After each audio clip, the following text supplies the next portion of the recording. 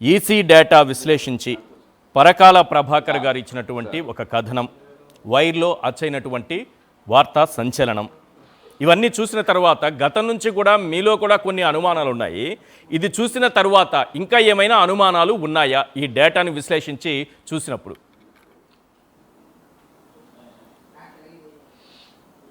ఒకటండి, ఇప్పుడు మేము కూడా స్టార్టింగ్ నుంచి ఒక పాయింట్ అయితే క్లియర్గా లేవనెత్తాము. ఈవీఎంస్ అనేది జనరల్గా ఒక రోజంతా యూజ్ చేస్తే జనరల్గా కనీసం ఒక 40% 30% బ్యాటరీ అవుతుంది. అవును. కాకపోతే ఆ రోజు పోలింగ్ అయిన రోజున సాధారణంగా మేము చూసినవి అన్నీ కూడా ఒక 60% 65% బ్యాటరీలు ఉన్నాయి. ఏ రోజైతే కౌంటింగ్ రోజు వచ్చిందో, కౌంటింగ్ రోజు ఎలక్షన్ ఆఫీసర్స్ అందరూ ఉన్నారు, వాళ్ళ సమక్షంలోనే ఆ సీల్ ఓపెన్ చేశారు. ఓపెన్ చేసినప్పుడు ప్రతి ఈవీఎం కూడా 99% ఛార్జింగ్ ఎట్లా వచ్చినాయి. అది అసలు బేసిక్ క్వశ్చన్, థంబ్ రూల్. ఇప్పుడు 99% ఛార్జింగ్ ఎక్కడి నుంచి వస్తుందండి? ఇప్పుడు పోనీ ఒక ఈవీఎం అలా వచ్చిందని అంటే నేను మొత్తం అన్ని చోట్లకి వెళ్ళి నేను ఈవీఎంల దగ్గర నేను మా వాళ్ళని కనుక్కున్నాను. నేను కూడా స్వయంగా వెళ్ళి నేను చూస్తే ప్రతిదీ 98-99% బ్యాటరీలు వచ్చినాయి. అసలు ఎలా వస్తాయి? పోనీ అదేదో చెప్తే మా సెల్ ఫోన్లు మేము ఇవి కూడా ఛార్జింగ్లు పెట్టుకోం కదండి. అవును, సెల్ ఫోన్లు ఛార్జింగ్ పెట్టుకోకుండా చక్కగా కిటికీ ఏదో చెప్తే 99% బ్యాటరీలు నాన్ స్టాప్ వచ్చేస్తూ ఉంటే అంటే అదేమన్నా ఆటోమేటిక్ ఛార్జ్ అయ్యే ఏదన్నా ప్రావిజన్ ఉందా, లేకపోతే దానికి ఏదన్నా ఒక కనెక్టెడ్ ఎక్కడి నుంచి అయినా కనెక్ట్ అయ్యి దీన్ని ఛార్జింగ్ చేస్తున్నారా? ఇది ఎందుకంటే ఇప్పుడు ఇవాళ యుగం అంతా కూడా టెక్నాలజీ యుగం అండి. టెక్నాలజీ యుగంలో ఏది ఎలా అయినా సాధ్యం.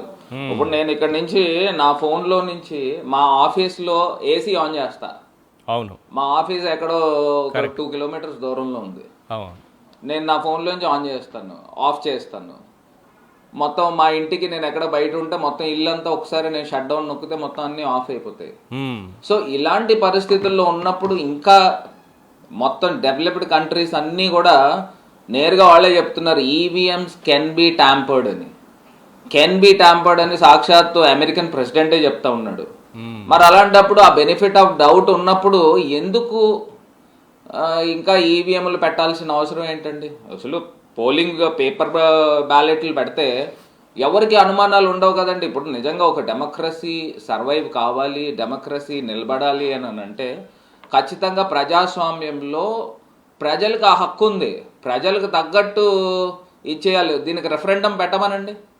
దీన్ని ఒకసారి ప్రజల్ని మీకు ఈవీఎంలు కావాలా లేకపోతే పోలింగ్ బూతులు కావాలా అని జస్ట్ ప్రతి నియోజకవర్గంలో శాంపిల్కి ఒక 10,000 శాంపిల్స్ తీసుకోమనండి. 10,000 శాంపిల్స్లో నాకు తెలిసి 90% పైనే ప్రజలందరూ కూడా పేపర్ బ్యాలెట్ కోరుకుంటారు. ఏమవుతుందండి, ఇప్పుడు 5 సంవత్సరాలకు ఒకసారి ఎలక్షన్ వస్తుంది. ఈవీఎం అని అంటే పొద్దున్న నుంచి సాయంత్రం లోపల రిజల్ట్ వచ్చేస్తుంది, ఇంకొక రోజు ఎక్స్ట్రా అవుతుంది. ఇప్పుడు అమెరికా లాంటి దేశాల్లో 3 రోజులు 4 రోజులు రిజల్ట్స్ కి వెయిట్ చేస్తున్నారు. అలాంటిది నిజంగా చేయాలి అనుకుంటే ఎంతసేపు పని అండి? కానీ ఎలక్షన్ కమిషన్ చెప్తోంది కదా, మా ఈవీఎంలను ట్యాంపర్ చేయలేరు, ఈవీఎంస్ అనేది ఈవీఎంలను ట్యాంపర్ చేయలేరు మా ఈవీఎంలను. Point number 1. పాయింట్ నెంబర్ 2, ఇంకా టెక్నాలజీ అప్గ్రేడ్ కావడం వల్ల వీవీప్యాట్లను తీసుకొచ్చి ఓటర్ వెరిఫైడ్ ఆ స్లిప్స్ని చూపిస్తూ మనం ఎవరికి ఓటేసామో అన్నది ఆ స్లిప్ కూడా చాలా స్పష్టంగా కనిపిస్తుంది. ఆ తర్వాత ఆ స్లిప్ కింద పడిపోతుంది. ఇవన్నీ కూడా ఏర్పాటు చేసింది కదా.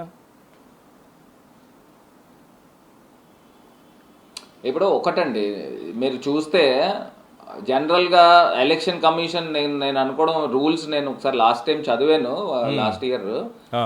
జనరల్గా కూడా ఈ వీవీప్యాట్స్లో మనం ఒక్కసారి ఈవీఎం నొక్కిన తర్వాత మనకి వీవీప్యాట్స్ లో స్క్రీన్ పైన మన ఇది చూపించేది. ఇప్పుడు నేను ఫర్ ఇన్స్టెన్స్ వైఎస్ఆర్సీపీకి ఓటేసాను, ఫ్యాన్ సింబల్ లో మార్గాని భరత్ పేరు ప్లస్ ఫ్యాన్ సింబల్ వచ్చి అది కట్ అవడానికి 7 seconds పడాలండి.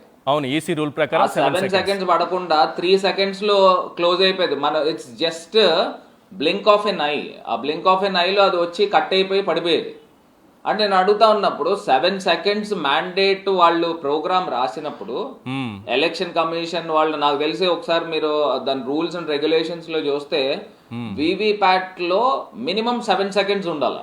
అవును, మనం ఎవరైనా ఈవీఎం నొక్కిన తర్వాత ఒక అభ్యర్థికి నొక్కిన తర్వాత ఆ వీవీప్యాట్ మీద 7 seconds చూపించాలి. కానీ 3 seconds లో క్లోజ్ అయిపోయేది. అంటే మతలబ్ ఆ వీవీప్యాట్ లోనే ఉండింది అనేది అనుమానం.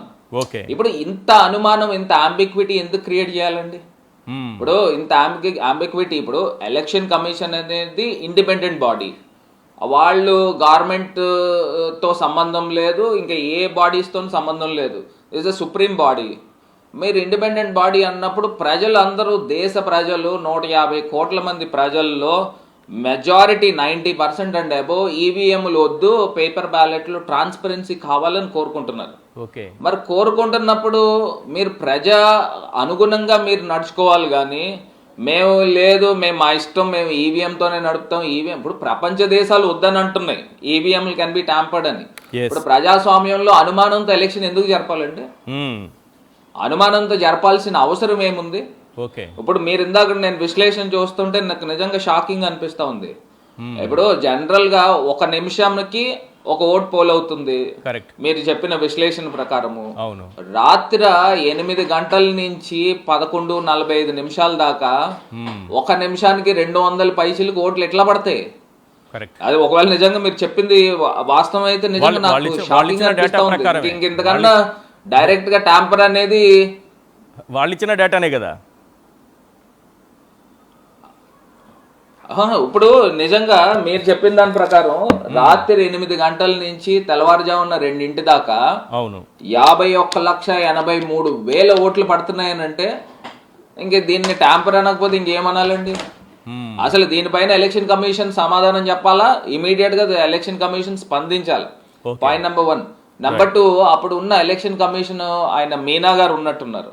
మీనా గారు ఉన్నప్పుడు వీవీప్యాట్స్ కి దానికి ఎలక్షన్ కమిషన్ రూల్స్ ప్రకారంగా దాన్ని 2 months దాకా చెక్ చేసుకోవడానికి అవకాశం ఇచ్చినట్టు రూల్స్ ప్రకారంగా ఉన్నట్టుంది. 1.5 month 2 months. ఆయన ఏం చేశాడనండి, ప్రతి జిల్లా కలెక్టర్ కి ఒక లెటర్స్ పెట్టడం, దాన్ని మొత్తం డిస్మాండిల్ చేయండి, దాన్ని మొత్తం అంతా కూడా తగలబెట్టేసేయండి అని with in span of 10 days లో చెప్పాడు. అని అంటే దాంట్లో ఎందుకు అంత ఆయనకు ఆ అర్జెన్సీ ఏముంది?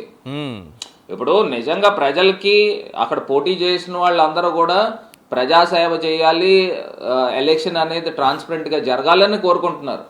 ఇప్పుడు ఆయన మీనా గారు ఎలక్షన్ కమిషనర్ కింద ఉన్నప్పుడు ప్రతి డిస్ట్రిక్ట్ కలెక్టర్ కి ఇట్స్ ఆన్ రికార్డ్, నేనేమి పైకి నేను మాట్లాడట్లేదు, ఇట్స్ ఆన్ రికార్డ్. ప్రతి జిల్లా కలెక్టర్ ఆఫీస్ లో ఎలక్షన్ కమిషనర్ దగ్గర నుంచి వచ్చిన నోటీసులు ఉన్నాయి.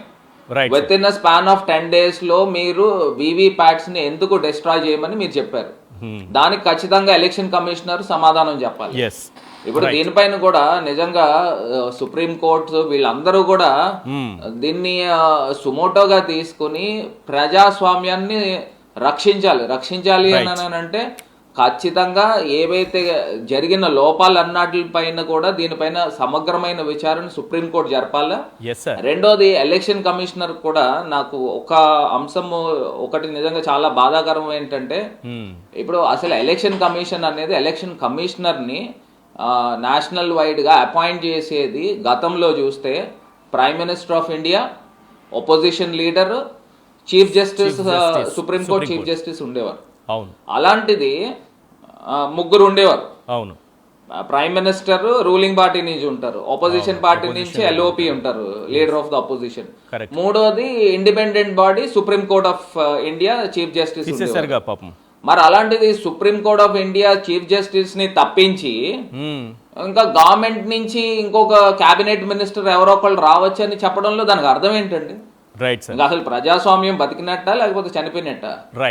ఇప్పుడు ఇద్దరు గవర్నమెంట్ నుంచి ఉంటే, ఇప్పుడు 3లో 2 ఆల్వేస్ గవర్నమెంట్ ఏం చెప్తే అదే ఓటేస్తారు. అంటే సుప్రీం కోర్టు ఇంటర్వెన్షన్ లేకోకుండా ఎలక్షన్ కమిషనర్ ని అపాయింట్ చేసే హక్కు పూర్తి స్థాయిగా రూలింగ్ పార్టీకి ఉంటుందనే కదా దీనికి అర్థం. ఇప్పుడు prime minister of India plus cabinet minister వీళ్ళిద్దరూ ఎవరు ఓటేస్తారు వాళ్ళే ఎలక్షన్ కమిషనర్. వాళ్ళు ఏం చెప్తే అదే చేస్తారు. వాళ్ళు సిట్ అంటే సిట్, స్టాండ్ అంటే స్టాండ్.